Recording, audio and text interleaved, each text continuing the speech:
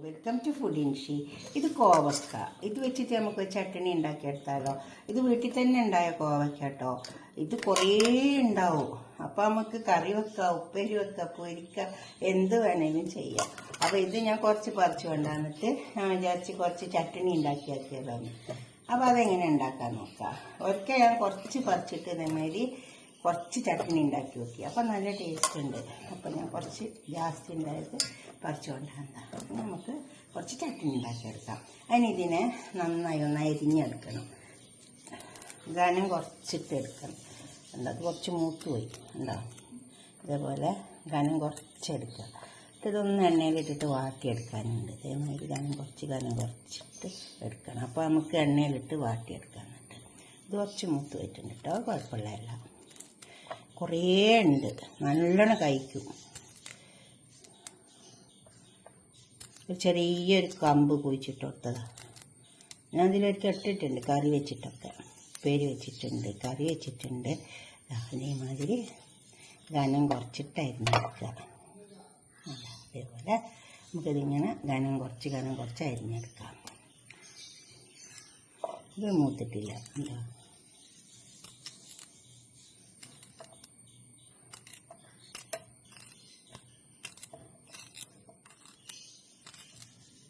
ഇതേ രീതിക്ക് അരിഞ്ഞെടുക്കാം.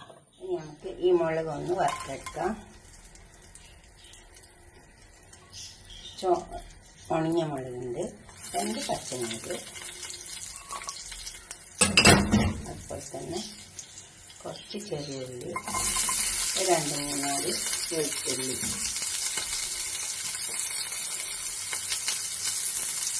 ഒരു മുള്ള നല്ല ജീരകം,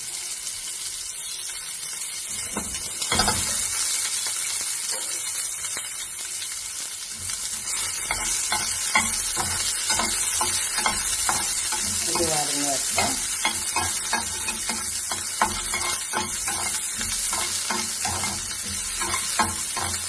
ഇത് വരഞ്ഞ് വന്നിട്ടുണ്ട്. ഇതിനൊക്കെ കുറച്ച് നിലക്കടല വറുത്ത് വെച്ചതാണ്. പിന്നെ വറുക്കേണ്ട ആവശ്യമില്ല. അതിലേക്ക് ചൂടാക്കി വെക്കുന്നുണ്ട്.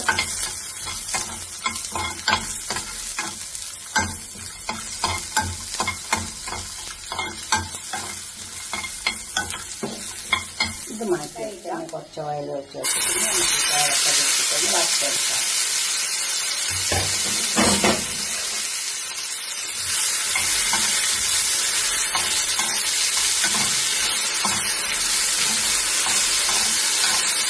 ചെറിയ കോവയ്ക്കാണ് മിക്സ് വെച്ചത്.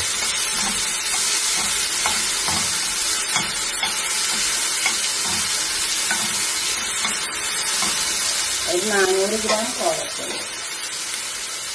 ഒന്ന് വറഞ്ഞ് വെക്കാം. ഇത് റോസ്റ്റ് ആയിട്ട് നമുക്കുണ്ട്. കുറച്ച് ഉപ്പിട്ട് വെക്കാം.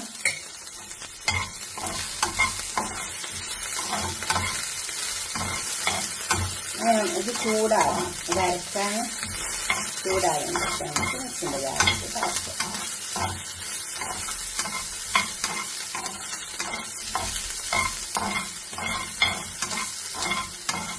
നന്നായി റോസ്റ്റ് ചെയ്യാൻ നിൽക്കുന്നത്. ഇത് ഞാൻ 2-3 കഷ്ണം മാങ്ങ കൂട്ടുന്നുണ്ട്. ഇതെങ്ങനെയാണെന്ന് വെച്ചാൽ ഞാൻ മാങ്ങ ഫ്രീസറിലേക്ക് വെക്കലാണ്. സീസൺ ആകുമ്പോൾ ഇത് കുറച്ച് മൂത്ത മാങ്ങയാണ്. ഫ്രീസറിൽ വെക്കുമ്പോൾ എന്നാലും ഇത് പുളിയാണ്. ഇത് അരച്ചെടുക്കാം. എത്ര വെച്ചാലും കേടാവില്ല. ഉപ്പ് ചേർത്തിട്ട് അരച്ചെടുക്കാം.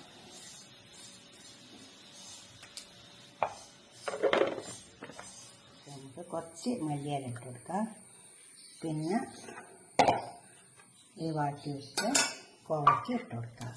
നന്നായി അരച്ചെടുക്കാം. നല്ലോണം ചൂടാക്കിയിട്ടുണ്ട്.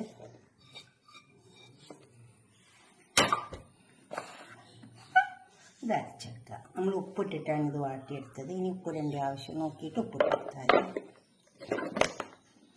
അരച്ചത് അവിടെ കുറഞ്ഞ് വെച്ചിട്ടുണ്ട്. അതിലേക്ക് നമുക്ക് കുറച്ച് മൂപ്പിച്ചിട്ട് കൊടുക്കാനുണ്ട്. ഓയിൽ ചൂടാക്കിയത് നല്ല കടുക് പൊട്ടിട്ട് നല്ല ചൂടായ ഓയിൽ കടുകിട്ട് കൊടുത്താൽ മതി. അപ്പം നല്ലോണം പൊട്ടി വരും. കുറച്ച് കറിവേപ്പില കുറച്ച് താല്പര്യം ഒഴിച്ചു കൊടുക്കാം.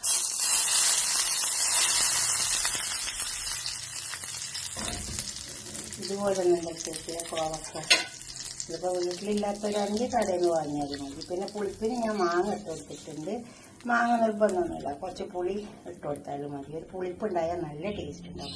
ഇതുപോലെ ഉണ്ടാക്കിയിട്ട് നിങ്ങളുടെ അഭിപ്രായ നിർദ്ദേശമൊക്കെ കമൻറ്റ് ബോക്സിൽ അറിയിക്കുക. ലൈക്ക് ചെയ്യുക, ഷെയർ ചെയ്യുക, സബ്സ്ക്രൈബ് ചെയ്യാത്തവരൊക്കെ ചെയ്യുക. ഇത് എന്തിൻ്റെ കൂടെ വേണമെങ്കിലും കൂട്ടി കഴിക്കാൻ പറ്റും കേട്ടോ. Okay, by.